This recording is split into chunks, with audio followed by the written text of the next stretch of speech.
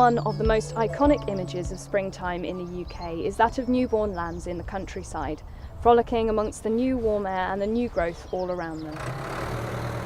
That's no wonder, considering that sheep farming has been an integral part of British culture for centuries, going as far back as the medieval period, where meat, wool and skins formed the very basis of trade in the UK.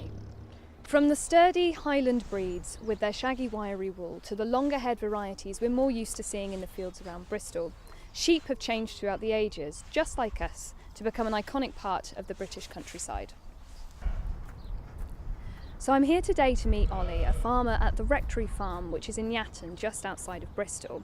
We're here to talk about some of the science behind lambing. So we buy a lot of rams off a breeder in Devon, and he uses performance recording. They take a range of parameters around the ram's parents and the ram's performance on the farm. Things like its weight when it was born, how quickly it grows, and that gives us an idea of how that ram will perform when we use it on our ewes, and it's called estimated breeding values. Female sheep are pregnant for around 5 months, for an average of 152 days. Farmers often use the saying, "in with a bang and out like fools," to describe the beginning of pregnancy in November and the lambing season around early March, April.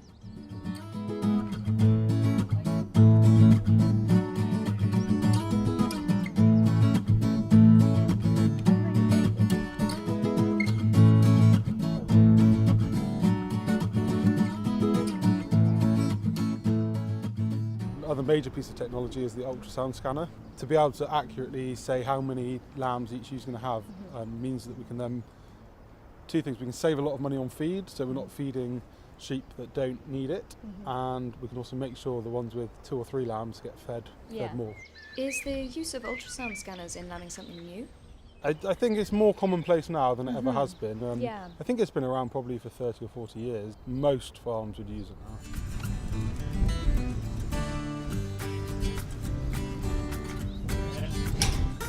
I'm here inside the lambing shed. It's here that the sheep give birth. Over here are the pregnant ewes. They will give birth over the next week or so. Once the babies are born, they'll move over here into the pens. This is an important step for the lambs because it ensures that the mothers bond with their babies.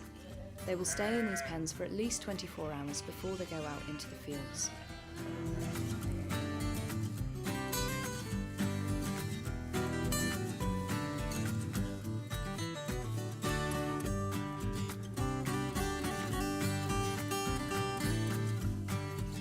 The key is for the lamb to get the colostrum, Yes. which is the first milk that the mother produces, and it's got the mother's antibodies in. The lambs can absorb them across their stomach lining, giving them immunity. It protects them against all the nasty bugs that are around. So they're not naturally born with it. They have to get it from their mothers first of all. Yeah, antibodies get absorbed across the gut and into their bloodstream, and they've got automatic immunity. They still learn a lot of immunity from their environment, but it just gives them the start in life that they need to survive, really. So it's not something that you can replicate with formula, it has to come from the mother itself. A lot of companies have tried replicating it, but there's no substitute for the real thing.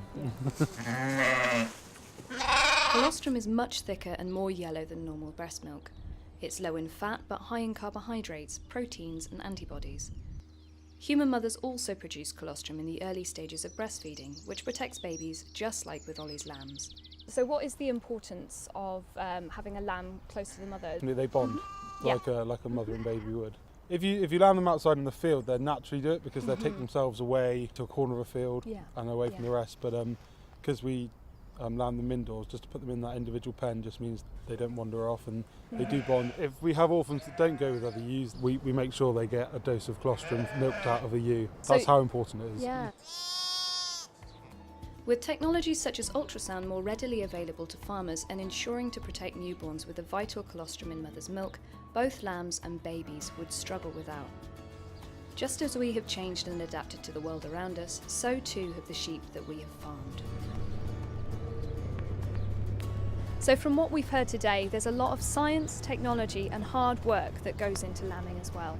We'd just like to say thank you to Ollie and everyone else at the Rectory Farm for helping us out today, and here is to the rest of spring.